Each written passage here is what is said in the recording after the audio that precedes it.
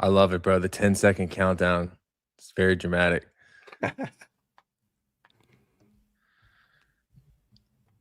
All right. All right, man. Hey, 14 in here. All right. What up, Keith? What's up, bro? Yeah, what's good, man? What's good, man? First off, thank you for having me. Good to see you. Good to talk to you. And I appreciate you, like seeing this through because I was sick for the last 3 days. My whole household was sick. But like knowing that by 10 p.m. on Monday, January 5th, I had to be ready to rock with Clint Frazier. I'm good. I'm all right.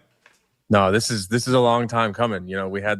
We talked about doing something in New York and we didn't end up doing it. And then now it's like, hey, this only makes sense to hop on the live because, bro, every time I've done this, people are saying you gotta reach out to Keith. So now that we're here, bro, it's good to talk because we got some stuff that we need to talk about given the fact that the Yankees hot stove is going and the stuff that we've been seeing on Yankees Twitter lately. And obviously it's been a pretty slow offseason. So I mean, someone's got to carry the load while we're doing this.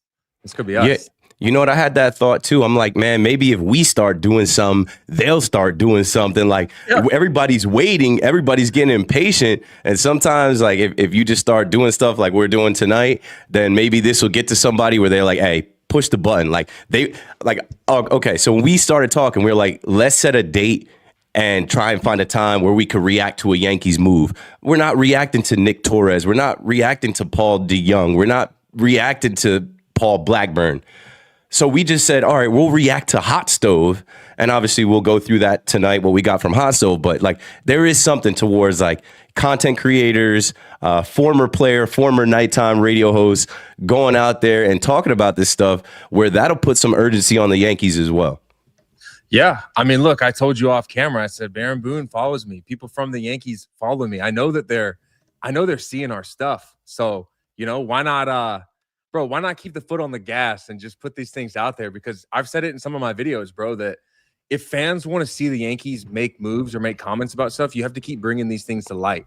You know what I mean? It's people like you on the late night talk shows that really give fans a lot of things to even think about for the first time. So the way that we're going to cover some of the stuff that's going on with the Yankees, I think is going to be just an interesting dynamic for people to kind of digest it because one, you do the late night talk show stuff. I've done the inside, I've been inside the Yankees org. And so it'll be a cool dynamic. And, obviously Jack Curry gave us a bunch of stuff to have some food for thought on. Yeah, let's get into it, man. I am excited for this because you being on the inside as a former player and now doing content, me being on the inside as a fan and media member, there's definitely a lot for us to share here from our perspective. So, yeah, we'll start with Hot Stove tonight, 7 o'clock on the Yes Network. If you were watching, you saw what they did. And what I'll say about the Yes Network, the Yankees Entertainment and Sports Network, the New York Yankees own the channel. You might have seen me on the channel. You definitely saw Clint on the channel. Like everything that you're hearing from them, it is not a rumor. It is not make believe. It is not somebody going on Twitter that's not credible. It's Michael Kay and Jack Curry taking orders from Randy Levine, Hal Steinbrenner, and Brian Cashman. So what they started with was Cody Bellinger. And Clint, you put out your video today talking about Cody Bellinger getting a second offer. So what do you think just about that? There was one offer last week. There's a second offer. And Kay was asked if they made a second offer because another team offered him. And Curry said no. It was more about the agent, and we know he's represented by Scott Boras. Yeah. I mean, I said it in my video today. I said, look, the fact that the Yankees followed up with another contract this quickly goes to show that the first one wasn't that strong, and I know that a lot of teams do this. A lot of teams put kind of feeler contracts out there, but bro, like off the rip for me, it's like, all we've heard this offseason is that the Yankees want Cody Bellinger. They want Cody Bellinger, and they've got all their eggs in one basket. And for me, it feels like they're playing with fire by offering him a deal that maybe wouldn't suffice him right away, because I feel like if we think about the way that the team is moving right now and the lack of moves and just overall the urgency that doesn't seem to be there, you want to make him feel like things are going to be different if he comes back because you see that the Dodgers are interested. You see that Steve Cohen is interested. You see the Cubs are interested and those teams are making moves. Those teams like the Dodgers, for instance, you can't let the Dodgers just like see blood in the water and lurk. And that first contract offer being weak, that's something to me that just goes to show that right now, like, bro, they didn't care right off the rip. Obviously you said that they put another year on top of it and whatnot. But it's like, bro, you should have started with the extra year, because I feel like it's a time that you don't want to play with fire, because if that move blows up, I mean, where are they going to go? Where will they go? I mean, this is the Yankees. These are the same people that lowballed Aaron Judge. They offered Judge like 240. Before the season started in 2022, they offered Judge, I think, like 238 or something like that, and Judge didn't take it. And then he literally made them, have to pay him what he's getting paid now, which is a bargain of a deal. But yes, they went from 4 years to 5 years. And Jack Curry said there's clearly a gap, but the Yankees are optimistic because he hasn't signed elsewhere. So when you talk about the other teams, the Mets, the Dodgers, I think I heard Jim Bowden float the Pirates, or somebody else floated out the Pirates. That's a joke. Like, I mean, why would you, like, for any money, why would you sign with the Pirates before the Yankees? They're not going to do that. So Curry also said that some teams have fallen off. And if teams are falling off, I think that's because they know Belly wants to go back to the Yankees. They mentioned his father playing for the Yankees and winning championships. And like they said, that means something to him. Well, I think other teams are probably like, hey, here's an offer from us, or, are we interested? And like, I don't know. I remember being recruited for college football, way different. But I took one official visit. I took one offer. I went to James Madison University, and the rest of the schools were kind of like, hey, what about us? And I'm like, sorry, I knew where I wanted to go. I think Belly knows where he wants to be, and it's just now about Scott Boras and him and Cashman figuring out how to get to his value, what he's worth. And I think it's going to be somewhere around 30, maybe 32 million if they have to get that far for 5 years. 6 if they have to, but I know they don't want to go 6. Yeah, I mean, look, we've obviously seen one trend with Cody, right? He likes the big market teams. Came up with the Dodgers, went to the Yankees, went to the Cubs. He's tried them all out. He knows what to expect going back to these orgs, And so that for me is like, okay, if he has a good feel for what all these organizations already navigate, like, you have to do something like you're saying, add the extra years on top, give him the money that makes sense, because ultimately what it comes down to is like, Pop's playing for the Yankees ain't going to be enough to get you to come back. He knows what's going on inside, and a guy like him that's going to be paid as much as he's being paid, you would expect that he's going to know some things that what's underneath the hood for the Yankees, the direction that they're going to go. The same as Judge, these guys, they're in on some of these moves. They use players to go back and forth and try to bridge the gap to bring them there. I know Booney said stuff in the past where he's like, and like, honestly, bro, it kind of blew my mind, because I was like, that is wild. Where Booney's like, yeah, haven't reached out to Cody yet this offseason. It's like, why not? Why? And then he's like, you know what? I let the front office do that, and Judgy's doing it. It's like, brother, we are not in a place right now where you should just be not doing things that you think you need to be doing. Reach out to him, bro, because again, I mean, we've said it, like, bro, the Yankees are in an interesting place. Obviously they're running it back. You said it off camera. If you run it back, what did you say? You're more vulnerable. You're vulnerable because something's going to happen. What can happen will. We'll get to that. Because that's where I'm worried. Like, you think running it back, you're going to get the same results as last year? No 2 seasons are alike. But here's the thing that we saw last season, right? There were many times last season where the Yankees were borderline unwatchable with this team. There was a stretch, and they always seem to have a stretch where everyone's like, what is going on? You got Booney up there. Booney saying the Boone June swoon. Yeah, as soon as you get to June, the Boone June swoon, and July, you gonna cry. I lived it. Yep, I was at those games. Yep. But that's the thing about this particular team in general, is you've seen the capabilities that they have, good and bad. And so you want to make sure that you can avoid those downward spirals that they have consistently every single year. And I just feel like with this team, when we're looking around and whatnot, if they don't get Cody back, it's going to be like, dude, you're losing a huge asset. I mean, you're losing a guy that can play all 3 outfield spots. You're losing a guy that absolutely mashes left-handed pitching, because we know that they said they're desperate to get a righty. Cody basically you don't even have to worry about it because of how good he's done against lefties. And then, God forbid, anything happens to Ben Rice, because there's no way, I've said it on my videos, I'm not going to let Ahmed Rosario play first base, bro. I'll go block him myself. from being the first baseman. That's the craziest thing I've ever heard. No, Belly will be at first base, and you got to watch Dominguez play left field every day. That's what I'm saying, bro. Like, and we've already got enough of other players that we have to watch play certain positions where we're not happy with what's going on. And so, Cody Bellinger, to me, it's just like, you know, the Yankees got to. I feel like the Yankees aren't willing to bend much. You know, they're so caught in their own ways, and they don't want to give anyone a way to be able to be like, you know what, like we got them to do what we wanted them to do. They're always seeming to do what they want to do, and it comes back to hurt him. Cody's going to be a guy that if you wait this offseason, or he's a guy that he can control how long he's going to sit there and wait to sign. You know, him and Kyle Tucker really kind of hold the cards for a lot of these other teams' moves, because you can see that Scott Boras will wait the entire offseason. He's not afraid to drag it out in spring training. And if you're going to put all the pressure on signing Cody back and not make any moves in between, it's going to be, you're going to see a team roll into spring training that no one's really going to know what it's going to look like potentially.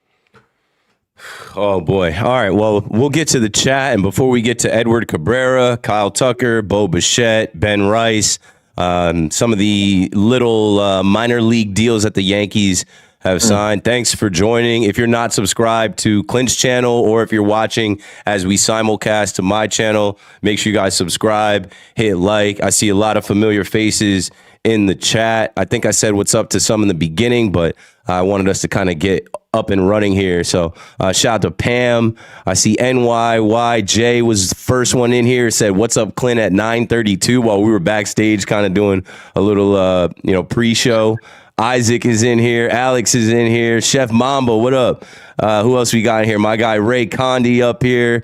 Alex in here. So a lot of the Yankee fans that I'm very used to seeing online and at the stadium. You diehards, I know that you guys are, living it like we're living it, and waiting for the Yankees to make their moves. And I'll say this about Cody Bellinger before we move on to other players. This is it for his career. This is his big payday. And if you remember back with the Cubs, he took a short-term deal. They're actually reporting now that Kyle Tucker is going to be forced to take a short-term deal. I don't believe that. I think that up there in Toronto, they got the money. They might pay him. They've been the favorites to land him. But Cody Bellinger's not looking for a short-term deal. And if the Yankees are going to go 5 years, they might have to pay him $32 million a year. And I do believe he wants to pay with Judge. There were reports that Judge has been lobbying for him. I think the Yankees are optimistic that it's going to get done. But like Clint said, they don't want to bend. They're going to have to bend a little bit here, because if they let Belly somehow slip and go elsewhere, because Boras will see this thing out all the way to February. Like, if you remember, Bryce Harper didn't sign until like late February. Like, he had his press conference at spring training. It was like February 28th or something. It was late, bro. It was like the last day of February. You don't want that happening. And Boras has had that happen. I remember being on the radio talking about the Boras Five, right? It was Chapman. It was JD Martinez.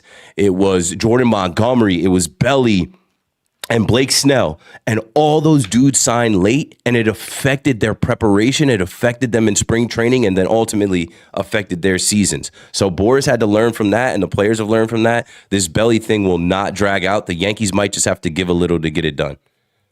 Yeah, again, bro, I think that I think, look, if the Yankees don't act with urgency, you could assume that someone else will.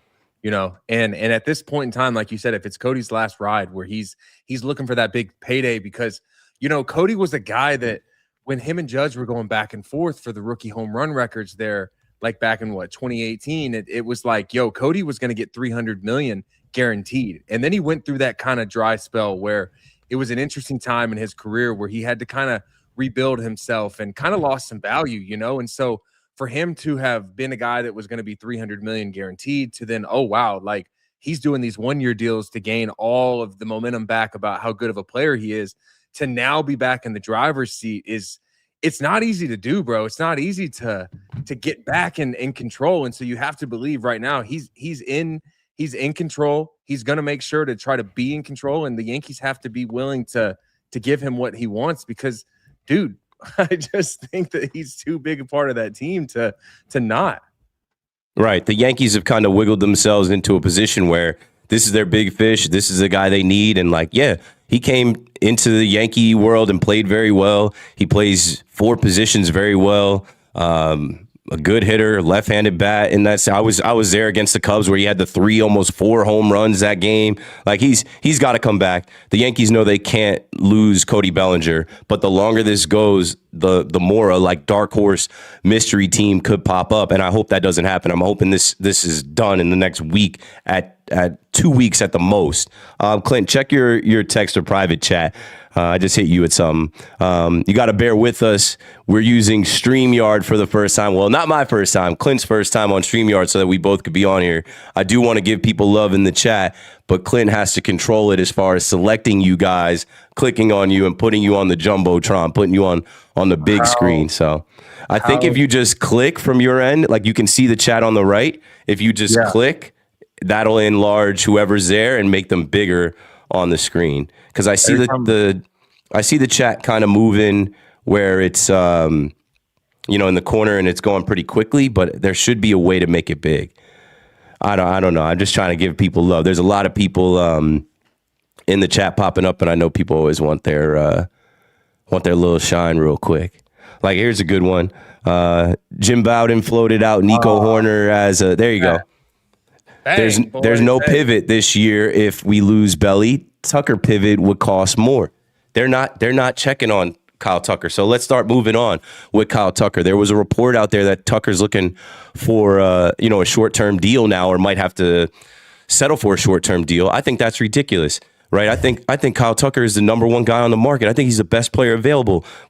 Because we're going into a lockout next year. Because these guys are clutching their pearls. These rich ass owners don't want to pay this guy. You could lock up this guy for 7 to 8 years. Now he's going to be forced to take a deal. I don't know. The Yankees on Hot Stove tonight, they said that the Yankees have checked in on Kyle Tucker and have checked in on Bo Bichette. They didn't rule out Kyle Tucker. But they pretty much did tell us that, a Yankee marriage with Bo Bichette is unlikely. If you hear Jack Curry come out and say that it's unlikely, that means it's not going to happen. They don't view him as a shortstop. Anthony Volpe is your shortstop. Wait for it. When he's healthy, he will be. So we'll continue on, and I'll let Clint give us his thoughts on Kyle Tucker and Bo Bichette, and then Bo Bichette will open up a larger conversation on the Yankee shortstop, the Yankees second baseman, the infield, Ryan McMahon at third base as well. First off, I've laughed at that username that I see every single time this person's in my comments on the videos. So just so you know, that is I do laugh. So I actually thought he was talking about my name at first, and then I realized what what it means. But anyways, I haven't seen, dude. I mean, I might be blind, but I feel like I haven't seen anything that shows that the Yankees want Kyle Tucker. Obviously we see stuff sprinkled in there, like. You saw that he was like walking around the spring training complex with the Blue Jays back in a month ago. But like, I feel like the reason that Kyle Tucker doesn't make sense, just from my perspective, is that like, I'm having a hard time with how much money they're saying Kyle Tucker's projected. And the reason why I'm having a hard time with that is because you have to believe that the Yankees will not want to pay a player more than what they'll pay Aaron Judge. Aaron Judge has won that MVP so many times in a row, and obviously, Ohtani's done what he's done, but as far as just straight position player, like Aaron Judge is in a league of his own. So to know that there's a player out there that doesn't beat him every year in the MVP race, doesn't have better numbers than him, and then to know that he really has only played a short amount of time in left field in his career, I just have a hard time seeing the Yankees pulling the trigger on that move versus the Cody Bellinger one, because, Belly fills the role for what they need more. And so the Kyle Tucker thing for me, and again, it's my own perspective. I know that Kyle Tucker's been a guy that hit like 40 homers every year in the minors and has gotten in a position to earn this payday. But for me, I've kind of just been like lukewarm on the Kyle Tucker to the Yankees thing, just because I've looked at it how you've thought about it. Is just like depth. Like we need to have depth in some of these areas, and Cody Bellinger does just as many good things as Kyle Tucker. Now, obviously, Tucker will have maybe a little more offensive threat, but Cody Bellinger is going to go out, play premium defense, play first base, hit left-handed pitching really well. And so for me, I've just been on Cody Bellinger over Kyle Tucker the entire time from that perspective. But I was slightly caught off guard to see the Bo Bichette thing get shot down by Jack Curry, basically, because for me, it's like, okay, yeah, you said expect Anthony Volpe if he makes it out of that rehab assignment, because one thing that people don't know is that once you go to the rehab assignment, you have X amount of days before they have to make the decision to where they bring you back up. So Anthony Volpe is going to have an extended rehab assignment. You might see that if he's down there for X amount of time, that they end his rehab assignment and then start it back up so they can give him more time, or they could option him. I do believe he's going to be back at shortstop. If Bo Bichette doesn't play shortstop the way that they want people to play it, well, last year Volpe didn't do that either. Volpe did not hit over 300 on fastballs, curveballs, and changeups like Bo Bichette did. And so for me, it's like you could give Bo Bichette the contract that he wants, knowing that, okay, maybe next year he could move to second base if Jazz leaves in free agency and doesn't come back. And then you figure out what shortstop looks like in 2027, but at least you have 2026 figured out with Bo Bichette there. And so to see it get shot down was kind of just like, all right, man. Like I'm kind of confused at the way that the Yankees. Bro, I was listening to your video earlier talking about Bo Bichette and him hitting 300 against fastballs, curveballs, changeup. Like, he is a hitter.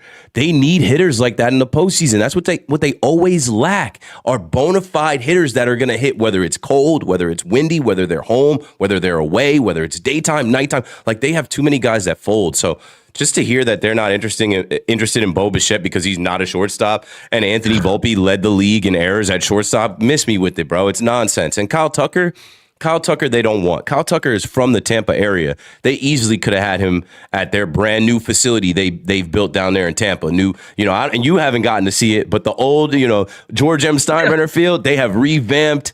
I haven't gotten to see it yet either. Hopefully I get to see it coming up in the next couple of months. New weight room, new kitchen, all that type of stuff. They could have easily had Kyle Tucker there. They don't want him. I think they checked on Kyle Tucker as a backup plan, but they're not expecting to have to use plan B. Plan A is to get Cody Bellinger. Plan B would be to pivot to a Kyle Tucker. And a lot of Yankee fans see the report that Kyle Tucker is going to end up taking a short-term deal. And they say, well, if we're not trying to spend, we should be all over this. They don't want the guy. Right now, it is the Blue Jays and the Mets as far as Kyle Tucker is concerned. So this is it's just telling you what the Yankees mentality is. It's telling you what the Yankees philosophy is. It's telling you what the Yankees plan is for how they're going about this offseason.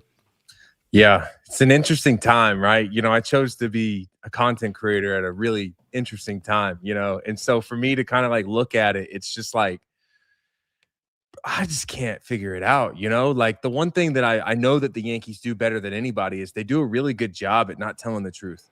You know what I mean? They do a really good job at getting up there and kind of. You're talking to the guy. You're talking to the guy. I got it. I always say the Yankees aren't the last to know. They're the last to admit. I said the Yankees will piss on your head and tell you it's raining. I've been doing this for a long time. I said the Yankees die hard on their trades, their contracts, and their roster decisions. So, this is just who they are because they can be. They live in a world where they're unchecked. Nobody can check them. And even though they lose and they haven't won a World Series in 16 years, that register is still cha-ching, and people are still coming out. And people still look at the Yankees as the Yankees of old. So they go to sleep at night knowing we still made money and we were competitive and we won the same amount of games as last year. And you know what? The team that went to the World Series 7 games, we were this close. It was a tiebreaker, right? That beat us out. Us Yankee fans don't want to hear it, though. We don't want to hear it, though. But here's the thing, bro. The one thing that would always bother me, right, is they have a moment, like I said this to you off camera, where they use people to say the things that they're afraid to say in public. You know what I mean? They use Jack Curry as a mouthpiece to either tell you that they're out on a guy or in on a guy. And I always find it interesting because I feel like the guys that don't want to go up there and say exactly why they're out on somebody know that they'll get eviscerated. You know what I mean? They use Jack Curry because they know that he's somebody that the fans trust.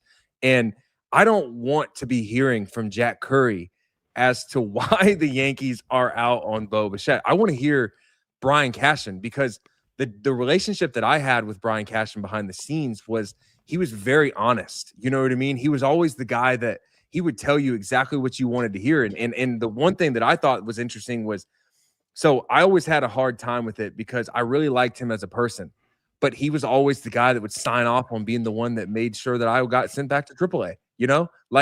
It was a weird dynamic. It'd be like you going to WFAN and your boss is just jerking you around. You're like, dude, I like you, but you're the one, and it's just like, so I know what he's like behind the scenes. And then to know that he's using another person to kind of shoot down these things about these free agents that you know damn well could help your team.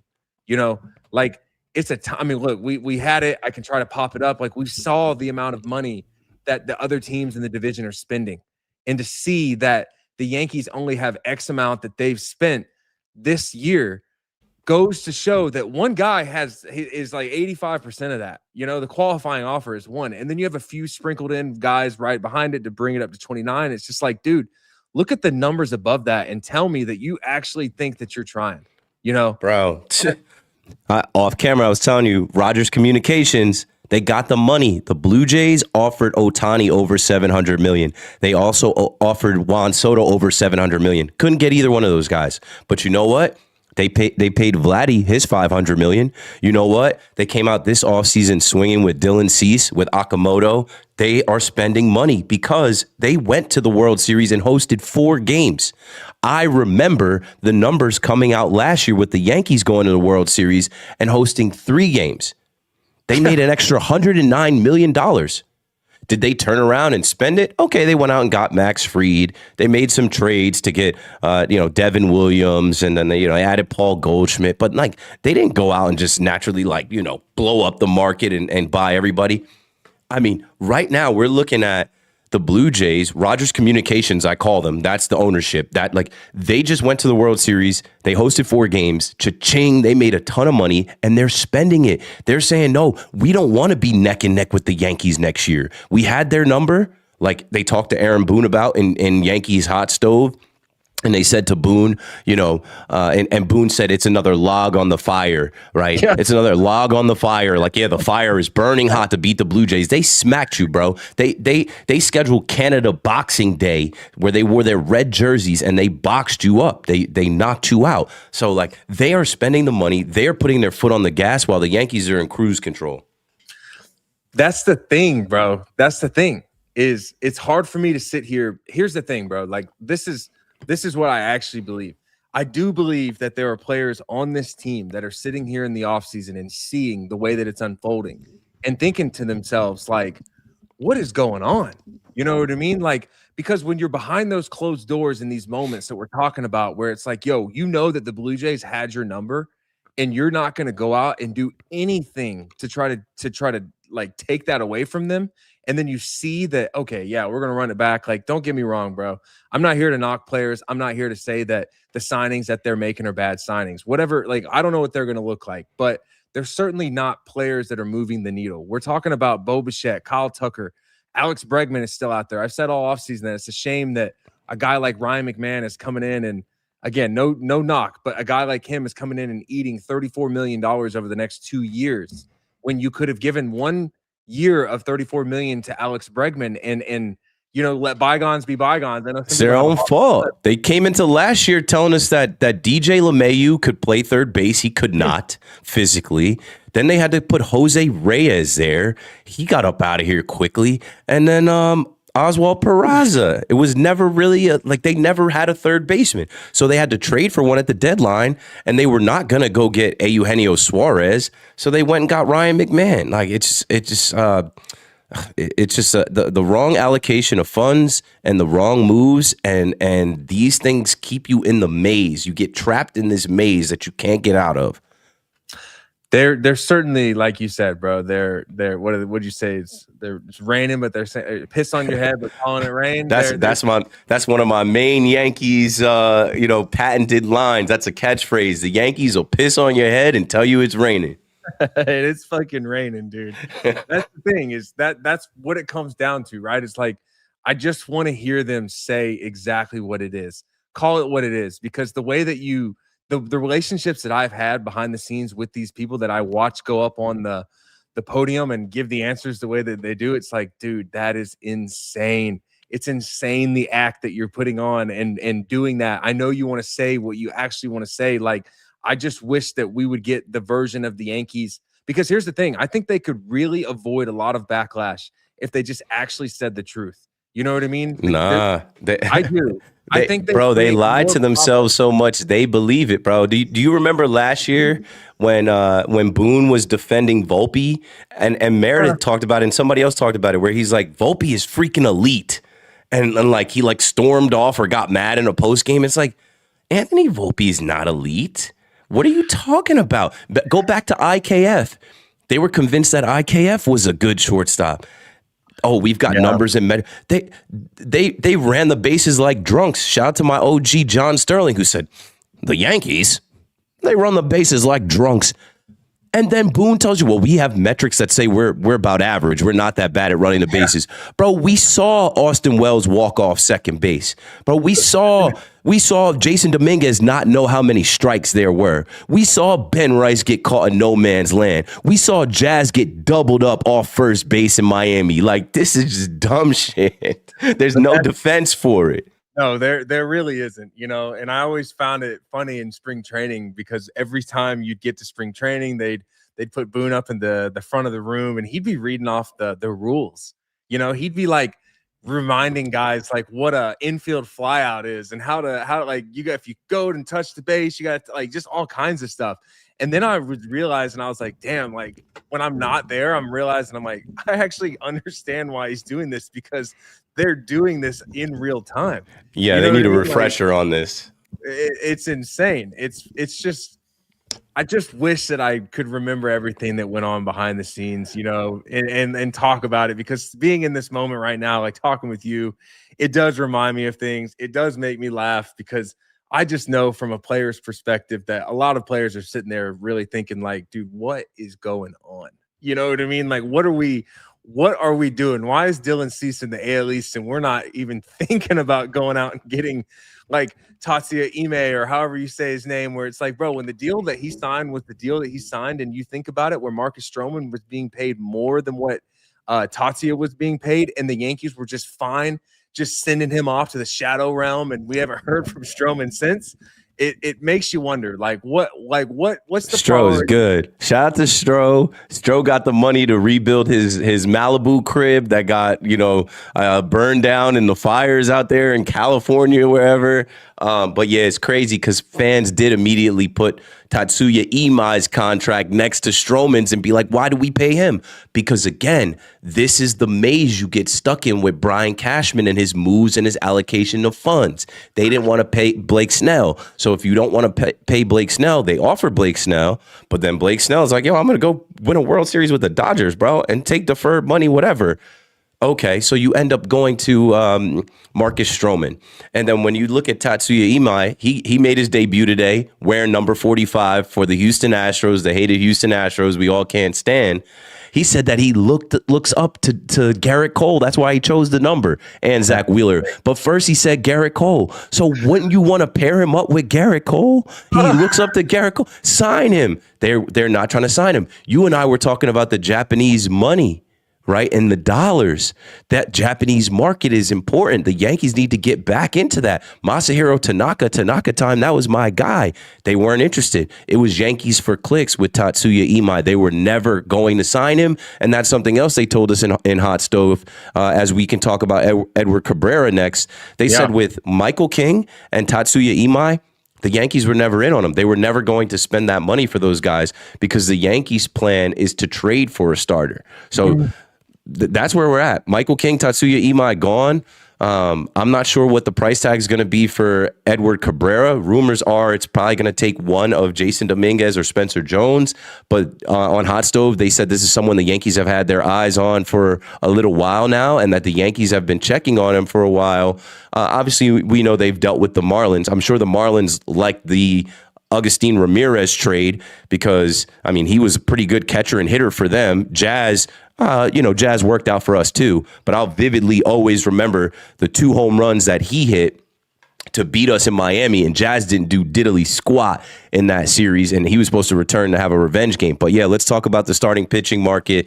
The Yankees also have had conversations with the Brewers and Freddie Peralta, and we know they obviously made that deal with Devin Williams where you send Caleb Durbin over there and Nestor Cortez over there. They didn't like the Nestor Cortez part of the deal, but I think they're going to enjoy having Caleb Durbin's services for the next few years. Yeah, no, look, I mean, are you want to talk about Freddie or Cabrera right now? Cabrera, Freddie, yeah, we can go in that order. Go Cabrera, and then, or if you have a thought about Freddie, go for it. My thing with Freddie is that given the fact that he only has 1 year left on that deal and the fact that he went out and did what he did and had so much success. I mean, obviously you compare him and Cabrera's season, like Freddie's was just insane. You know, I think he had like a 2.09 or I don't know the exact number off the top of my head, but he's a very uncomfortable at bat. I mean, I've had at bats off of him and it's a very unique wind up. And so the timing mechanism as a hitter going in that box against a guy like him it's not fun. But when I think about like where the Yankees are at right now, to me, if the Yankees are looking at it from a standpoint of like trying to maximize the window that they have, whatever window it is, to win a World Series, and they don't believe that they could win it this year, then Freddie Peralta doesn't make sense to me to back the Brink truck up and go out and get a big guy like that. Cabrera makes more sense if you think about it, because what does he have? 3-4 years on his deal? 4 years, yeah. 4 years. He makes way more sense if you're going to unload some prospects. And here's the other thing that I think about. The Yankees, some of these teams find a lot of comfortability trading with each other, right? Like the Yankees obviously like to trade with the Marlins, and the Marlins like to trade with the Yankees. And I think that there's a few reasons for it. One, I think that they like to trade with them. The Yankees with the Marlins in particular is because they know that they're not going to get hurt by them anytime soon. You know, they're not going to be seeing the Marlins in the playoffs and knocking them out. And obviously the Marlins are in the NL and the Yankees are in the AL. And Marlins swept us for the first time ever this past season. But all I'm getting at here is they find comfortability making big moves to some of these teams because there's less of a chance that some of these teams that have these big players that they get will hurt them in the playoffs. So, and the other side of it is there was always this running joke whenever I was with the Yankees was that the Marlins were the Yankees of the South. And what they meant by that was that when Jeter came along, Jeter took a lot of people that were inside the organization that were staff members and just brought them over to the Marlins. So there's a lot of people in that org still that have camaraderie with the people in the Yankees. And so they line up really well from a standpoint of having relationships with one another. And, you know, obviously we know they got Stanton, they got Jazz. And so you see that these deals make sense. And so for me, if I'm looking at it like this, like the Yankees make sense more with Cabrera than Peralta. Obviously, you would want both, but I would like to see the Cabrera one more just from the fact of like, okay, this dude's not just going to jetson and walk right after the season. We might have him. Yeah. He's younger. He's 27. Peralta's 29. He's got 4 years of control, and I think that the Marlins are going to be more inclined to take maybe some younger prospects. I think the Brewers would want more. So we'll see what shakes out with that. But at least like for the Yankee fans watching, hoping for a starter, Michael King was never real. Tatsuya Imai was never real. The Yankees are probably going to land Cody Bellinger and then trade for a starter and then maybe add another bullpen piece and wrap this thing up. And, on Hot Stove tonight, when they talked to Aaron Boone, Boone basically said when they asked him about, are you cool running it back? He says, I think there's some finishing off to do, but I believe we're going to be a good club regardless. And he said that a lot of things have to sync up for the finishing pieces to happen. And that brings me to this. Like I always talk about an order of operations. The Yankees are waiting for Cody Bellinger to bite on one of those deals. And I think Boris is going to drag this out for a while. And then they'll do the other things. So like when you guys are seeing these mid moves that nobody cares about, like Nick Torres, the Mexican League MVP, signs a minor league deal, Paul DeYoung, or some of these other guys, I don't even know who these guys are. Yeah. There was an MLB trade, Adam Kloffenstein, Peyton Henry to minor league contracts. When you guys are seeing those things pop up on MLB trade rumors, like those are the things that they can do that don't affect the bottom line. Those are the depth pieces that they can make happen right now, and they're doing those. But as far as anything bigger than Cody Bellinger or a trade for a starter, that's going to be it, folks. And then before you know it, it's wheels up to Tampa for spring training. Bro, I saw something on Twitter that said that the AAA championship costs less than the Major League championship, and that's why they're doing this. And again, like these, like I said, I'm not going to come here and knock anybody for not being like a massive player to sign, because who knows, they could materialize to be something big for the team. And I don't know, but I think that right now they're just making a lot of minor moves that you're going to have to see a really unique situation unfold for those players to get an opportunity to be on the team. We're talking about Anthony Volpe, Caballero getting hurt, and then you see Paul DeYoung come up and get an opportunity. And obviously You know, he had a career breakout year in 2019, but hey, that was a while ago. I was still 5 playing years baseball. ago, bro. I Damn, had 6 years, 7 years ago. But that's Like what I'm what? saying. You know, I think that the one thing that the Yankees like really love to do, and obviously, you know, they've got guys and they've got some stuff to show that they can do it. But I think they really like to. I think it really matters to them for them to get some praise for finding that diamond in the rough. You know what I mean? Oh, a I Cashman think find. I think Cashman loves to find a Gio Urshela, Mike Ford, Mike Talkman. I think he needs it, bro. He needs that for his ego, you know. So some of these players being signed, I can't help but think that like you said, the Luke Boyd and these guys where it's just like Luke Voigt, exactly. where Like it's just those are like, yo, the bro, guys he likes to find. he needs it. He needs it. So these signings are those. I think Luke Weaver. Luke Weaver's another one. Brother, I'm telling you, been there, been around him. I think those are things that fuel his ego. I think those are the moments. Those are the moments where he's like, you know what, y'all don't know anything. Like this steal of a deal. I did this. They call me the cash man because I find ways to not spend all the cash, man. That's the thing, bro. He loves a bargain bin. He loves a clearance rack. He loves a off the scrap heap type of deal. Somebody that he can get more miles out of, but not have to fill up the gas tank. That's the thing, bro. Is I think that as this offseason unfolds and we start to see more names fall off the board, it's you're gonna see more of those smaller signings happening. And that's the thing. That's like let's just get back on track with it. Like if the Yankees are cool running it back, if Boone and them actually think there's some unfinished business with this team that they have, brother, we've seen moments with this team where they're unbearable to watch. They're very capable of going out and playing really good. They're very capable of going out and playing where everyone's like, dude, I could do that. Because there's a lot of times where I've watched these games. It's like, you know what? Some of the swings that I just watched on TV, fans could take those same swings. And so if we're talking about the underlying philosophy of some of the things that the organization could do with this roster that they've got, they got to get creative with the way that they're going to make these guys actually pop. Because, you know, the one theme that I've seen with all these players, and I can't remember it, it's like they have so many guys that they're expecting to bounce back. Like even when they talked about Trent Grisham, like I heard Cashman say that when they got Grisham and he did what he did, it kind of came out of nowhere. And I was like, came out of nowhere is a lot of money for $22 million to give a guy. Like you just gave this came out after he did what he did, making $5. Yeah. Gave this guy that came out of nowhere $22 million, and you might have to stomach the fact that if nothing materializes this offseason, that was your biggest signing. So to do that, I feel like it's inevitable, bro. Do you not feel like it's inevitable for him to regress, for him to come back down to earth? Like when you talk about running it back, Trent Grisham's not going to hit another 34 home runs. It's very possible that he doesn't replicate what he's doing, you know, and he didn't. But like, here's the thing, bro. Like he pulled all those home runs. He had like a career high pulled home runs. It was like 27 of his homers he pulled. I think he hit all of them pulled. I can't even think about one going the other way. Yeah, he doesn't hit Oppo. They're all going to right field.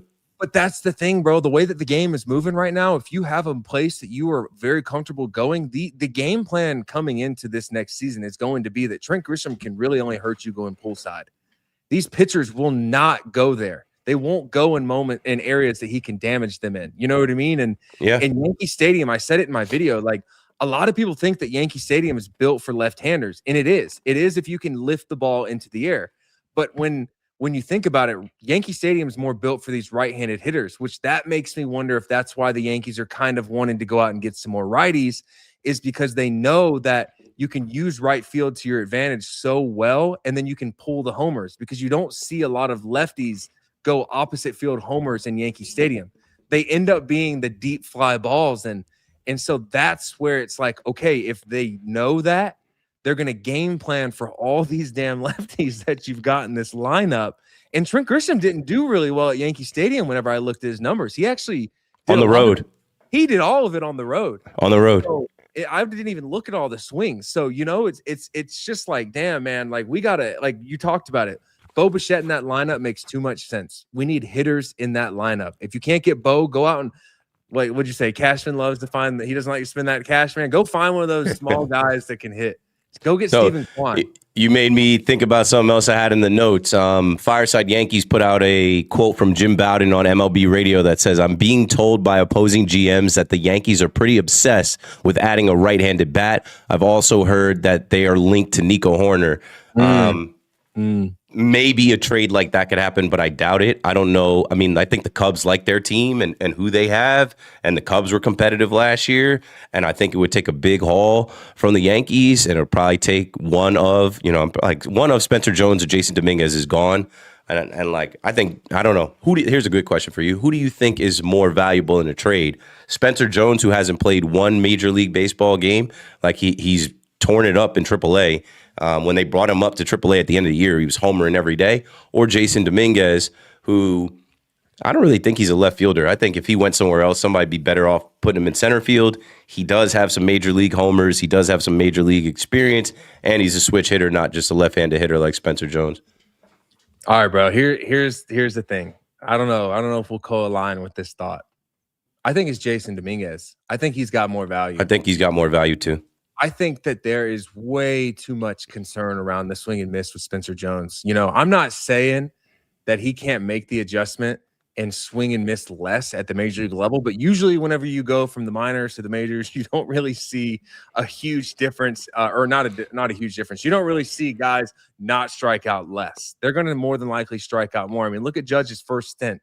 He struck out like 55-60% of his at-bats in the big leagues in his first go-round in 2017 before he pulled his oblique. And so, but like, here's the other thing, bro. And like, maybe this is just to the naked eye. Like, Spencer Jones' batting stance, like, that thing gives me the ick a little bit. Like, it does not look comfy, brother. He looks like he's thinking about that thing in there, and that it just doesn't. He's like bent over. It is not like it is. It looks ugly. So I think there's just too much question around Spencer Jones versus, like, I feel like Jason Dominguez has more to offer. You know, he obviously gets a lot of flack on, can he hit right-handed? You know, he doesn't see a lot of left-handed pitching from time to time. And so I think that he just has more value from the fact that I think he's younger, right? Is he still younger than Spencer? He's younger. Jones? Definitely. Yeah, he's 22. Jones is 25. Yeah. And he's faster. Like, Dominguez is a terror on the base paths. Like, Dominguez, when he gets running, he's like an NFL running back. Dominguez as a switch hitter, I think he can still keep developing. But my thing, like I said, was they threw him out in left field because he is so athletic. Like, yeah, he'll figure it out. And you have experience playing left field in Yankee Stadium. It ain't something you just figure it out in one offseason like they thought that he could. Brother, let me tell you about Yankee Stadium left field. There's no other stadium that he can go to in a time like this to replicate what he's going to have in those moments. So instead of sending him to the Winter Ball League in the Dominican, you should have sent him out to the Bronx and just give him a place to stay and put him in left field the entire offseason, because it's the biggest spot in left. It's the biggest spot in the outfield. I mean, you know, that's why a guy like Brett Gardner was so good for left field with Yankee Stadium, because he was a true center fielder and he manned center field better than most guys. So you put him out there and he doesn't get exposed like the rest of us. You know, I came up as a center fielder, but brother, I was not no center fielder. You know, I don't know if Jason Dominguez is like a true center fielder. When you look at like the difference between some of the routes that these guys run, the left field stuff will really open your eyes. Like it's very scary out there. Like, I'm dead ass. Him going to his left, to the warning track and to the wall, he can't do it. And I mean, we saw it for years as Yankee fans. I used to say that was no man's land. The ball would die in shallow left field. They were so cavalier, bro. They put Cabrera out there. They put anybody out there. A while back they put Miguel Andujar out there, and I'm like, not anybody can just go out there and play left field. It's a ocean out there. So I don't know. They got to figure that out. But that's where Belly will be every day. And Belly has no problem playing left field in Yankee Stadium.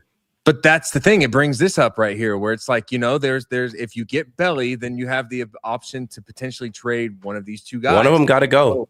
One of them has to go, bro, because you can't just keep getting these outfielders that you say are the next Babe Ruth and then never get us a chance to see Babe Ruth play.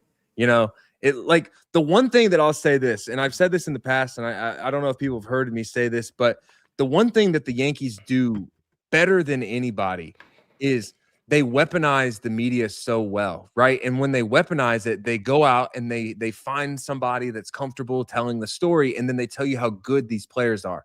And that makes other fan bases, whenever they go to trade these players, make these fans that are acquiring these team or these players think like, oh my God, we're getting Babe Ruth. You know what I mean? And then it's like, well, the Yankees didn't give Babe Ruth a chance to play. You know, Jason Dominguez got that nickname, the Martian, because they said his talent was out of this world. But when push comes to shove, we aren't getting to see that talent. So I'm not for I'm not in the company to say, hey, let's block these young players from getting an opportunity. But when you think about when this team kicks off the first game of the season, that they're going to be down a few starters, and that if they don't have left field figured out, shortstop's going to be a question mark. Third base is going to be defensive only over there. First base, we might see a fucking shortstop play first base at time to time. So like when you think about the Yankees season last year and how every game like mattered, and they tied the division right there. Like the reason that they tied that division could come down to the beginning part of the season. Those early season series can ultimately determine the fate of a team, because if you get off to a slow start, bro, and we're just like you're saying, we're just throwing random people out there to play these positions. What do you expect? The math ain't math and late. You can't make it up. Even if you do schedule the White Sox, Orioles, Twins, like you can't make it up. The Yankees tried to do that this year and still came up short. So, you mentioned a good point, because we were talking about, first base. And I saw somebody in the chat mention Nick Torres. On Hot Stove, they featured Ben Rice tonight, and they said the Yankees hierarchy called him the starting first baseman, so he's the guy. They kind of dispelled the rumor that Rosario could play over there. They said, Jack Curry said that's not his best position. That's like a safety net type of thing, I guess. And I don't think they want Rosario playing first base, but they plan on playing Ben Rice against lefties more to see how he can improve this year. He made 26 starts behind the plate at catcher, they said.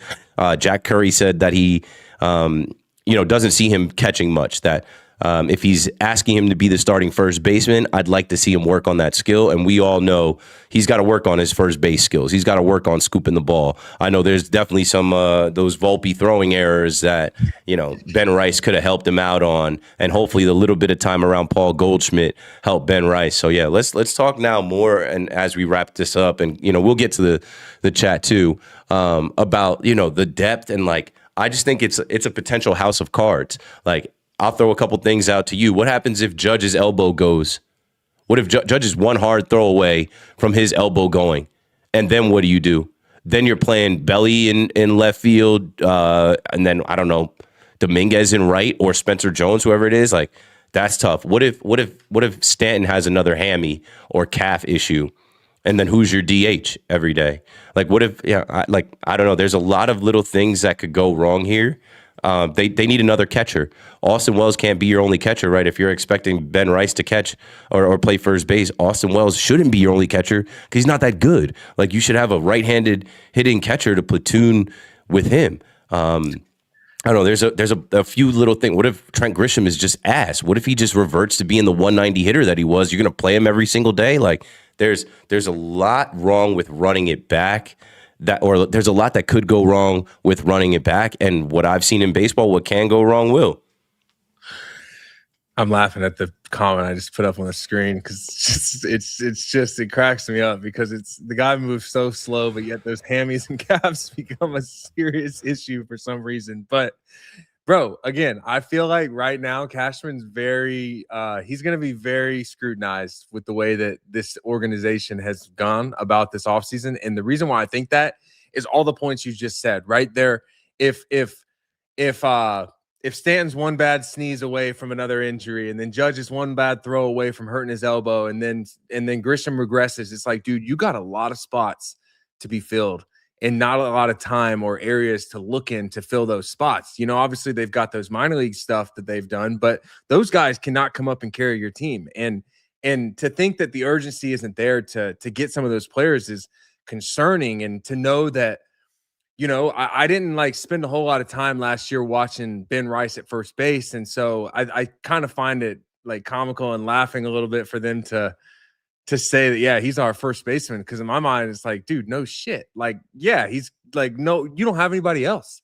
And to kind of like balk at Rosario playing first, it's like, you guys told us he was the backup first baseman, like we didn't come up with this idea. Like, you guys said he was working on it in Washington and it never came to light. And obviously there's probably a reason it never came to light. It's because this guy doesn't play first base. The Yankees just have too much of a problem of putting guys in situations that they never should have been in the first place. And so to know that they've had all this time, and Joel Sherman says, hey, the Yankees alarm clock might have just gone off on this offseason. It's like, you got to be absolutely kidding me that you waited until January 1 to set the alarm on all the spots that you had last year, that everybody that went up on that podium was tired of answering those same questions. I got to believe that Booney aged 10 years from some of the things that this team put him through last year, and they're going to run it back. So I don't know. I feel like with the amount of lefties that they have, I believe, like, for whatever reason, I do think that Austin Wells might bounce back. I think that he's better than what he performed. I'm not super sold on Volpe, coming back. I think that Volpe's going to have kind of the weight of the world on his shoulders whenever he steps in, because I think that when you watch some of these young players get an opportunity and it kind of doesn't go the way that they want it to, that fans show up to the park to watch them for the wrong reasons, whether that's wanting to see him strike out or have an error or show up on the guy's betting scandal by swinging at the ball down the middle of that, or, you know what I mean? Like, whether you're just adding, like Boone said, just putting more logs on the fire. So I think that Volpe's going to have a lot of eyes on him. I think that whenever I heard Boone talk about the backup catcher as how do you, like, JC? I think it's JC. I don't know his last name. JC Escara. Yeah, JC Escara. Brother, he talked about him like he wanted that guy to be the catcher. Oh my God! You would think that he was Pudge Rodriguez. You would think the way he talked about him, he was Yadi Molina.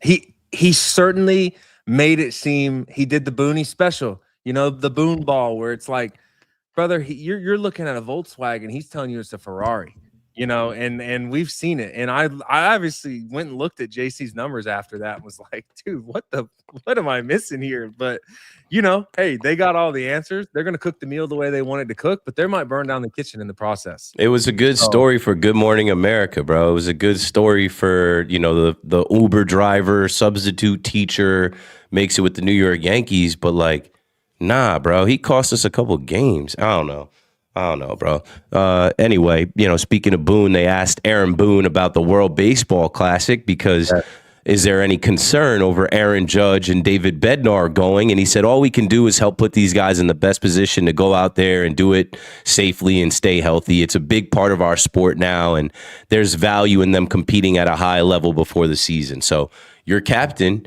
your best hitter, best player out in right field, and then also your closer going to play in a high-level World Baseball Classic where we've seen it claim the likes of Edwin Diaz. I think even Didi Gregorius got in that one year. Like, I don't know. I'm fingers crossed, fingers crossed.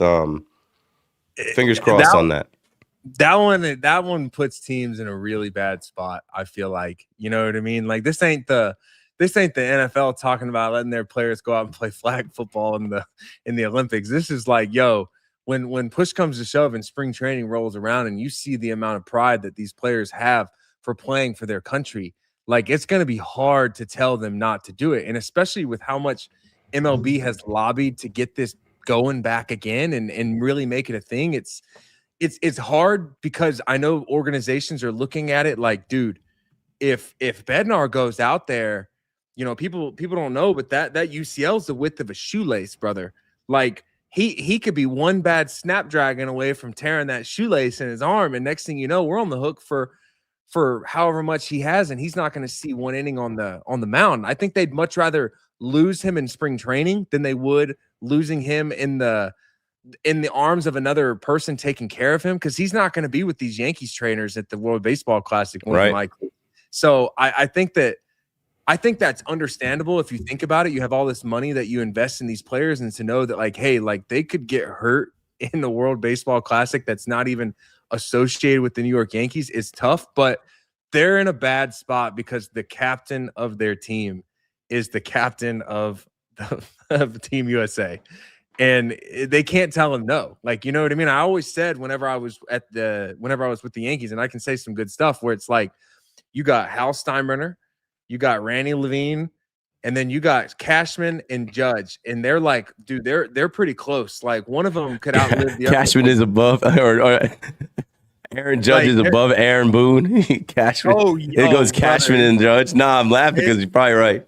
It's not even close, bro. It's not even close. Like we used to always joke around, bro, where it would be like, you know, the like for instance, like here's the thing. This is some good stuff. This is some good insight, right? We'd be going on a travel day, right? And then there'd be moments where, you know, we'd be in a group.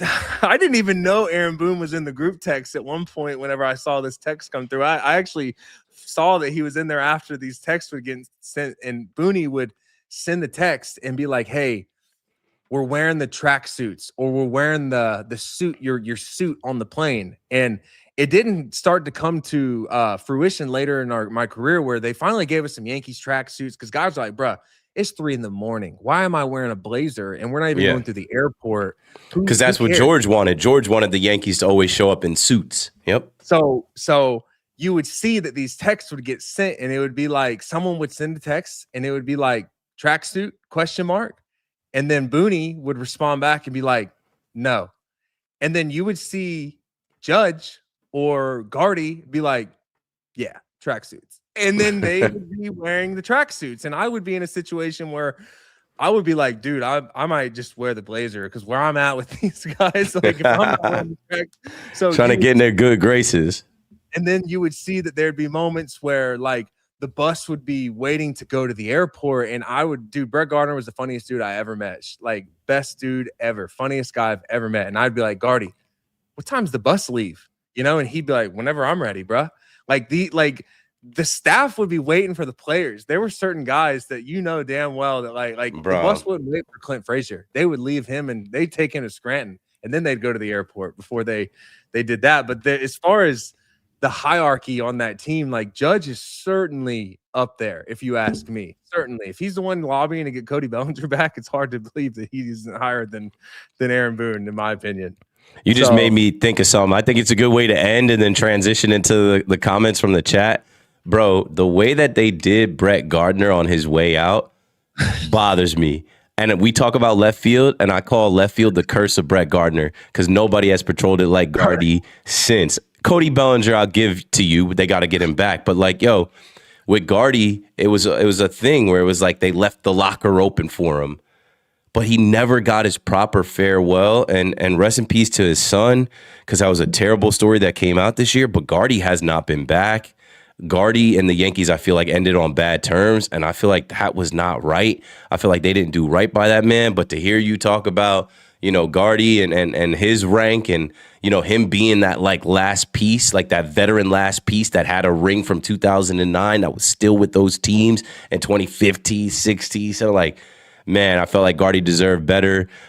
He played hard. We loved his style of play, Gardy party. And then even some fans, you know, because he got up there in age and his production slowed down. Some fans were really harsh on him at the end. Oh, get rid of this guy. He's a bum. I felt like he deserved a better send-off with the Yankees for sure.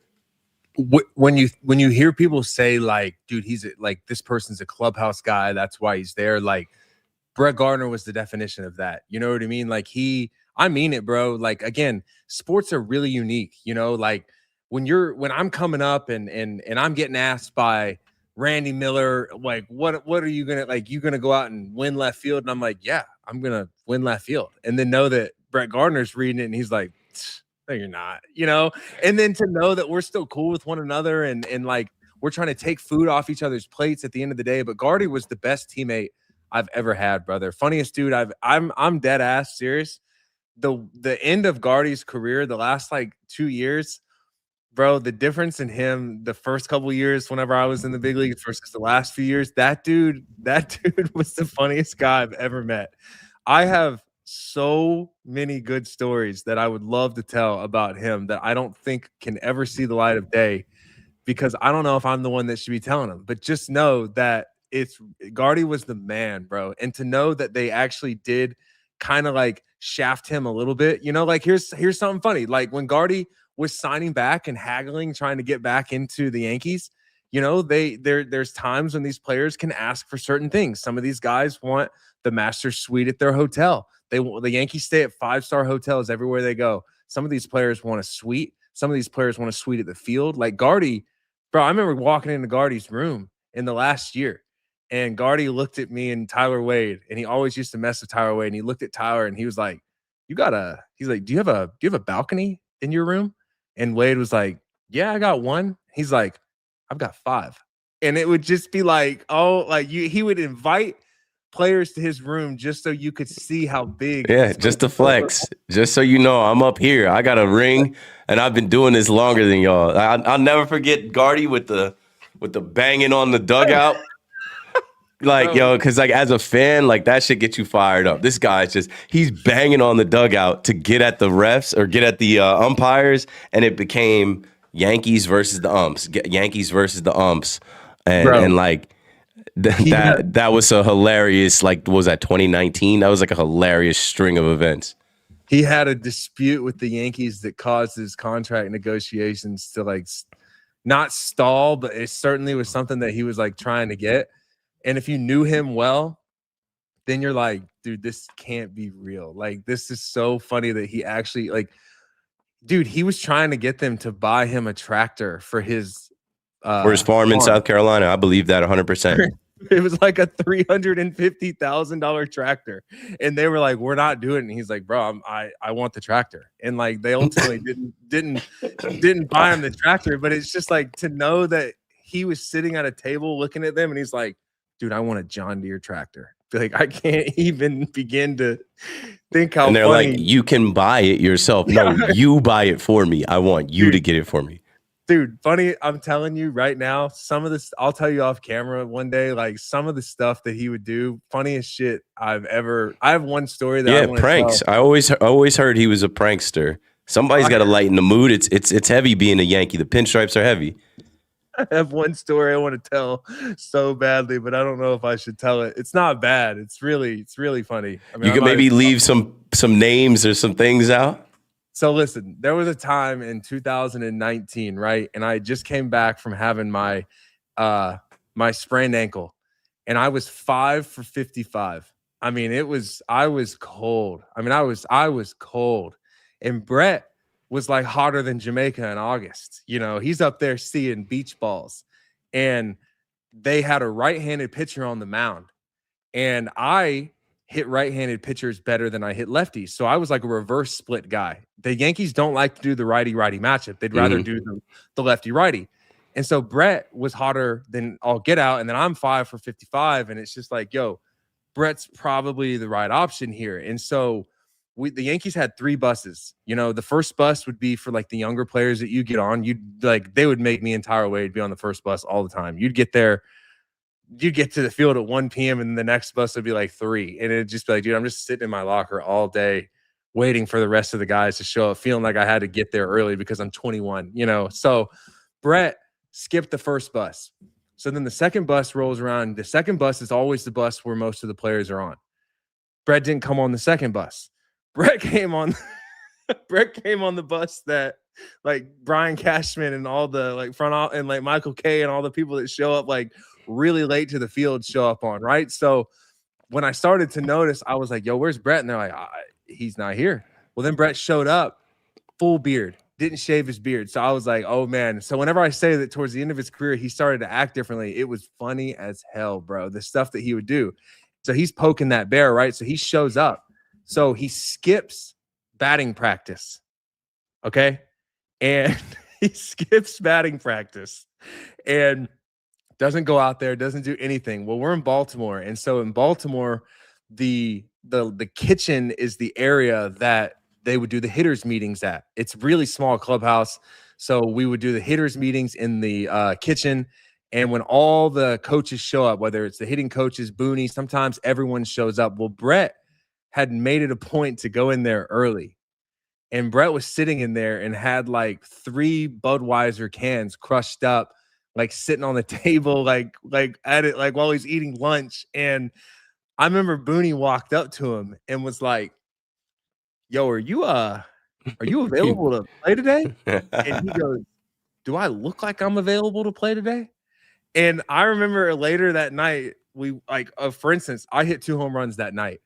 I remember like that I hit 2 home runs, so the Yankees made the right move. But I went over to Brett's room that night and I was like, Did you drink at the field?" He was like, "No." He goes, "But they don't need to know that." And he's just like, so to know that he That's was great. cool, like it was the funniest thing I'd ever seen because that was the only time I'd ever seen someone do that. And obviously I would assume that like later someone asked him, like, "Dude, did you?"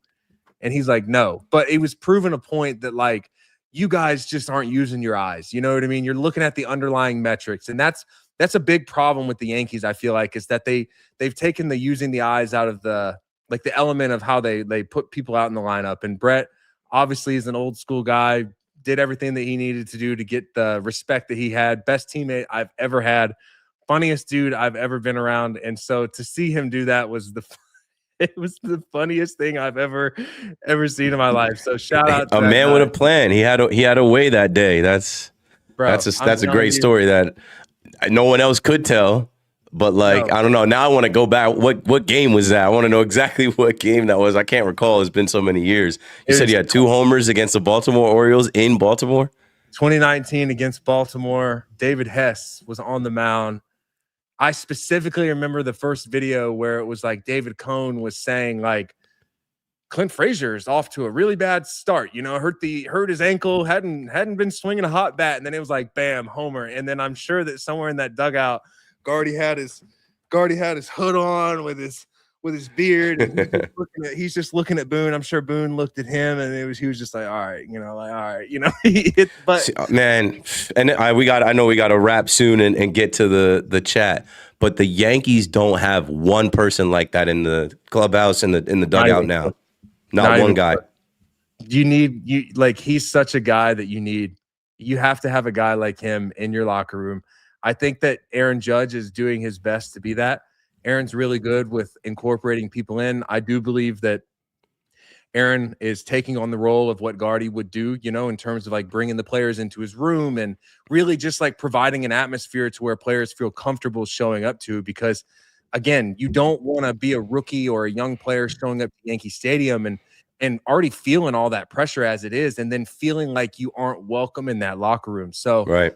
I do believe that being around Aaron, that he's taken it upon himself significantly to fill the role of what Brett did, because I think Brett laid the foundation extremely well of like what you need to do for these younger guys to feel like they can actually contribute, because there's no room to haze these guys. Hazing isn't gonna help. I got hazed by another player. I had a guy take my bag and pour it out on the ground. And I went over to his bag, poured his bag out on the ground. And then the 9th inning rolls around and I hadn't picked up his bag. And when I mean bag, his travel bag, like he was hazing me. And he told me that if I didn't pick up his bag, he was going to make it the worst second half a rookie has ever had in their career in the majors. And let me tell you something, brother. 9th inning rolls around. The guy that flipped my bag over is up with the bases loaded, 2 outs. We're down by 1 run. And I'm in the back of my head. I'm like, dude, his bag is still in the locker room. And if he strikes out right here, I'm cooked. You know what I mean? Like, I'm thinking this in the middle of a major league game, where it's just like, bro, like you can't create atmospheres like that for these players. Yeah, it shouldn't be going down. It doesn't help anything.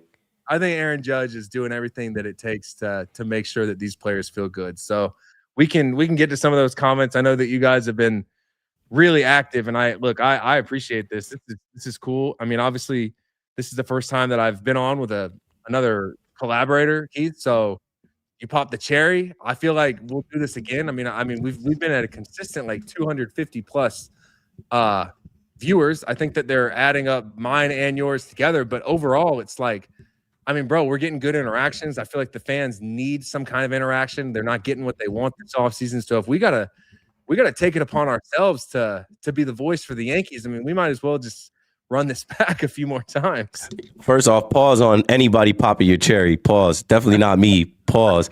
But yeah, I told you off camera, I don't care about numbers, bro. Like I did 4 years of nighttime radio, which reached hundreds of thousands of people, and I could never see how many people were listening. I could never see how many people I was reaching. I could only go off of, what I heard through the phone. And then there was even a barrier between that, right? They have to call my producer first and get from my producer to be put up on the call screen. So I never do any of this for numbers. Even when I played, right? Like when I played sports, I remember my mom was like, "Oh, your grandmother's showing up, your aunt showing up, your cousins are coming to the game." And as a kid, I was like, "I don't care." She's like, "What do you mean you don't care?" I'm like, "I'm going to be me and I'm going to do me no matter if there's 5 people watching or 500,000. So thank you, everybody, for watching. This is the first one that we've ever done.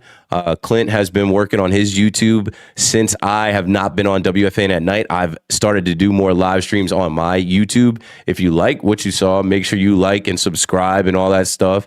Shout out to Aday, Hakeem Worldwide. He threw 2 super chats. Yeah. So that's $19.99. So that's $40 that he threw tonight. But I really want to shout him out because he hit me earlier today on Instagram, and I've been battling a little bit of a cold. I've been sick for like 3 days. And he hit me on Instagram and was like, "Yo, I see you're scheduled for tonight. I'm a tune in." Something like that. I'm trying to find the actual DM right now. Oh, yeah, he just sent me a DM. I'm going to be tuned in tonight. And when I looked at it, it was, okay, description, Clint Frazier, Keith McPherson, Yankees hot stove reaction. And so, at 3:22, I'm not feeling so good. But once I got it in my mind, okay, we're going to watch Hot Stove tonight. I'm going to take some notes and I'm going to rock with Clint tonight. I feel better now. I feel like tomorrow will be a day where I come out of it. So like the power of, feeling like you got to, work. But this isn't work. We're chilling, bro. It's 11:16 p.m. on Monday, January 5th. And, we've got some Yankee fans in here kind of powwowing and talking about where we are this offseason. So I don't know who else we should pull up from the chat. I did want to shout out my guy, Aday, a.k.a. Hakeem Worldwide, because he threw $40 into the chat. Yeah, hey, and again, Hakeem, I've seen you comment on my stuff too, bro. I really have. And I know that you tuned into my last live stream.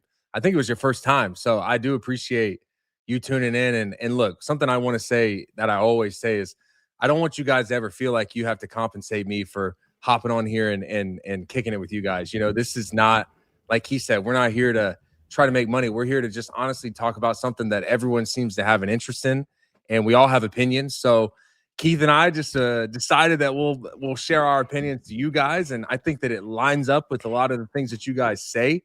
So again, this was a really cool experience, and I do appreciate the money. We both do. But again, don't feel like you have to do it, and just know that, we're here for the love of the game, guys. Like that's really what this is about. And I think Keith and I obviously, I think we bounce off each other well. And obviously this was something that we wanted to do in the past and talked about doing it during the playoffs, and decided that, hey, we're going to pull Keith out of the depths of his cold and put him on the hot stove tonight with us. So shout out to Hakeem for pointing that out, because I'll be straight up, I didn't even know I scheduled that. I'm not like, I don't know how to. All good, bro. All good, bro. So this, I'm glad it happened, because it literally flipped a switch in me. I'm telling you, like I was sleeping off of NyQuil this morning. Like I took NyQuil once I put my son in daycare and got back home. I hit the NyQuil at 9:30. I was sleeping until like 12, and then when I got hit with that at 3, I was like, all right, well, this is what I'm doing tonight, and I'm gonna be good enough to talk, and I'm gonna be prepared and ready to go, and like I'm not gonna make an excuse that I'm not feeling well. And then there's something about when you can't make an excuse or you give yourself something to physically do, you pull through. Like there were many nights where I felt like that on the radio at WFAN. Like, yo, I got a cold, but I'm not gonna stay home and pass my show to somebody else. Like I'm gonna go on and rip my show. Jonathan in here too. Shout out to Jonathan, my guy Jonathan Sosa, aka Jonathan from Los Angeles. You may have heard him on my radio show. You probably heard him on Michael K's show. He is a Yankee fan living in Dodger land. His young son is a Yankee fan living in Dodger land, going to elementary school with these Dodgers fans. I don't know how they do it, but I appreciate my guy, Jonathan. He says, shout out to you guys and thank you guys for this fire collab. Yeah, so I just put a poll up in the YouTube chat. I said, should we do this more often? We could figure out how to make this once a week, once a month. Like, really we were going to wait until the Yankees made a big move. But once you realize their only big move is Cody Bellinger, you can't wait on that. That could happen. That could happen 1:00 tomorrow. That could happen 1:00 February 18th. No, this was good. You know, something that, look, bro, I've always appreciated the way that you've done your show, and I've clicked in on it late at night, bro. Late at night. I actually respect that you were up that late because I was up that late too. We were both on the podcast or the platform at the same time. So I think that this is good. I need someone to bounce some of my ideas off of, to talk to. And obviously, bro, like it really comes down to, if the people that are tuning in appreciate it enough, then we can collaborate as many times as we need. You know, this is, I feel like you said, you're doing some new stuff in your life, and if it lines up with what you want to do, then let's run this, bro. Because I think that the baseball podcasting world's got a lot of runway, man. I'm trying to take up all that space for myself right now. So Yeah, and there's a lot of nerds. There's a lot of losers. There's a lot of dudes that never did what you did, one. And then there's a lot of dudes that never did what I did too. Like, it's one thing, like, you know, these guys never picked up a bat and were successful, never did anything with a glove on their hand. But then also, like, there's a lot of guys that have been handed some stuff and some opportunities. They never got it out the mud. Like, I always talk about me. I'm like, yo, I don't have any nepotism. I didn't have any investors, no angel investors. I didn't have anybody hooking anything up. Like, what you see with me is all on my own back. And so I think there's a space there for the real. Like, I think there's a space for sure for people that, want to hear it coming from a former player and a former nighttime radio host. I'm still hosting shows, but right now, like I said, I'm doing my own thing. I'm doing some different things, and I don't mind jumping on this because it's not for the money and it's not for the followers. Like, I saw some goofy on Twitter was like, yo, I can't wait to watch this with 8 other people, but you're anonymous. Like, You're clowning us for going live talking about a team we love, a game we love, and we would do it whether there was 8 people or whether there was 800,000 people, but we're doing it as ourselves. Face, government name, hi, in real time. But like, there's always some losers that want to talk about what somebody else is doing and that they're not doing. So we'll keep figuring out how to get this going as we get closer to baseball season. Because then once baseball starts, it's every day. That's what I love about baseball. I love football. I played football growing up. I just was watching the Knicks get waxed before I got on this live. It's different. Baseball is with you every day. And even if the Yankees aren't playing, somebody else is playing that affects the Yankees or former Yankees on the team. So, man, when this baseball season gets going, I'm sure we'll have a lot more content to crank out. That's the one thing I keep saying on my videos, Keith, is that when spring training rolls around, and even better, when the regular season rolls around, brother, I can't wait to analyze this stuff under a microscope. You know what I mean? I feel like there's something that the Yankees fans appreciate, and it's just authentic ways of doing this. You know, we don't come on here and we're not going to scream. We're not going to be obnoxious. We're going to tell it how it is. I'm going to tell you from a player's perspective. You're going to tell it from a radio show perspective, a fan perspective, and every other perspective that you have. And I think that people will appreciate this, bro. I really do, because when the season rolls around, I'm going to be sitting there the whole time. I mean, people called me the other night the Red Roach, because you're not going to be able to kill me. The Yankees aren't going to be able to kill me off. I'm going to be here. Embrace it if you like the name. No, I loved it, bro. I thought that was the funniest nickname I've ever heard. So for me, I used to hate spring training, but now I'm like, dude, I can't wait for it, because ultimately I think that what you're doing and what I'm doing, and whatever we plan to do together, spring training is going to be a gold mine for us to come out and really stake our flag and what we want this space to look like for easily, bro. I've done meetups at spring training. We could do a meetup at a bar, maybe downtown, do a live podcast. There's always people that want to go where baseball fans are, that want to go and just be in that vibe of the conversation. We could do a game where, people could pull up and could, like, there's just so I've gone to spring training so many years, whether it was with John Boy or whether it was by myself or with WFAN or MLB Network. Like, I know that area down there pretty well. And I'm actually already starting to get some calls and conversation about, like, hey, what are you doing for spring training this year? So I plan on being in the bleachers again this season, bro. I mean, I might be there for the home opener. I gotta go back out there, bro. Yo, if you really want to, like last year, I had to do opening day, which like not had to do. Let me rephrase that because I'm blessed. But it's a task. Like it's hard to sleep before opening day. The Bleacher Creatures, we call it Happy New Year because we get back to our shenanigans in our hood, which is Yankee Land, 161st and River.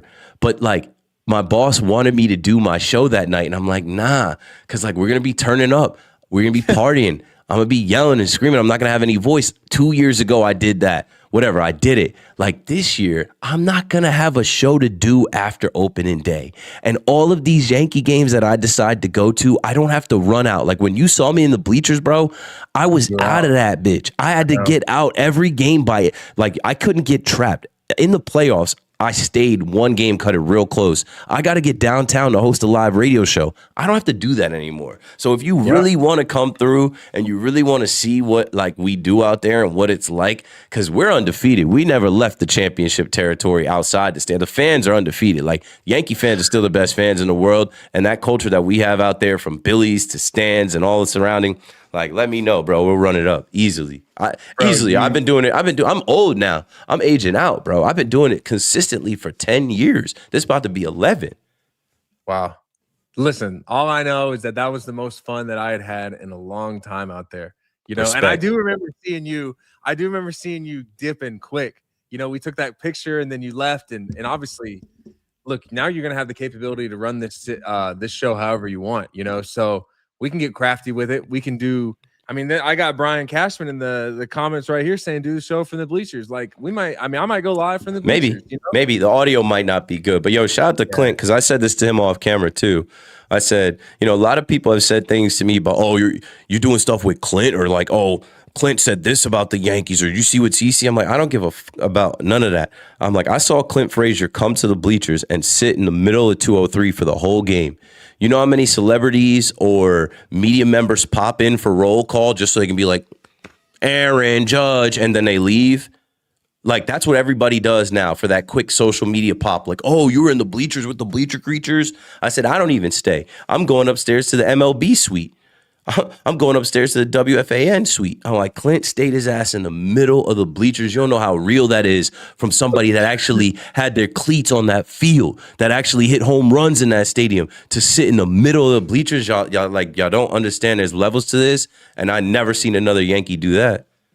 That's the thing, bro. That's the thing that the thing I struggle with the most. And look, we don't have to keep going too much about this. We can end it whenever. But the thing that I struggle with the most is that I felt like when I was with the Yankees, I never had a chance to really show people that I was a normal person too. And if I did, it would always be very scrutinized. You know, it would be some beat writer for the NewJersey.com or whoever that had an opinion about what I had to say. And so when I started to do this YouTube stuff, I really honestly was embracing it from the fact of like, you know what, I can kind of take control of the narrative again. I can show people that I'm a little bit different than maybe what you saw me as. And I've had a lot of people since I've been done playing that have gotten the opportunity to have in-depth conversations with me and then be like, yo, you're nothing like what I thought that you were like. And it's like, well, I appreciate you giving me the chance to show you that, because I never, and so to do these lives with you, it's good for me because not only do I get to talk about something that I did my entire life, but I get to show my personality. And right. So I do appreciate you coming on here and you giving me the chance to do this and obviously saying the things that you said, because brother, I went through a lot with that organization and really never felt like I could dig myself out of that hole. And I'm a human too, you know? So I'm just here to show people that, brother, like going and sitting in the bleachers for me is not, that's not tough for me. That was fun for me. It was cool for me to see it from a different point of view. It was cool for me to hear the conversations that these people had in between innings, every pitch, because I know that damn well they were saying some of the same things about me. And so it's just cool to do that, because I think ultimately the more that we can resonate with these people that are watching, it just makes the experience better for everybody as a whole. That's what this is about. You know, we're trying to create a cool space that when people think about the Yankees, maybe they think about Keith or they think about Clint. And it's like, yo, I got to tune into what that guy had to say. So yeah. This was cool for me. I appreciate everyone that joined, because this is making me want to do it again. I'm seeing those numbers on the screen and thinking like, damn, I don't want to leave y'all, but we definitely need to run this back soon, whether it's weekly, monthly, whatever. Keith and I will talk behind the scenes and figure out a schedule. And honestly, brother, we're gonna if it's gonna be us that carries the Yankees on our back this year, someone's got to do it. Yeah, there's room in this space for everybody. That's why I said the real will always win. You're a real one. Thank you for coordinating this with me and having me on. And we just did 90 minutes of Yankees talk, off-season talk, and the Yankees have signed Ryan Yarbrough, Paul Blackburn. Like we're making it happen. So, man, shout out to everybody that watched too. Subscribe, hit like, and tell a friend to tell a friend. When this is over, share the video, share the link, and be like, yo, Keith and Clint just did a little live stream. Maybe there's more to come from this. So, all right, guys and girls, thanks for watching. Thanks for supporting. Keith and I will be back. This isn't the end. This is just see you guys later. So, thanks for tuning in, and obviously, Keith, thanks for hopping on with me, brother. Of course. All right, see you guys. Good night, everybody.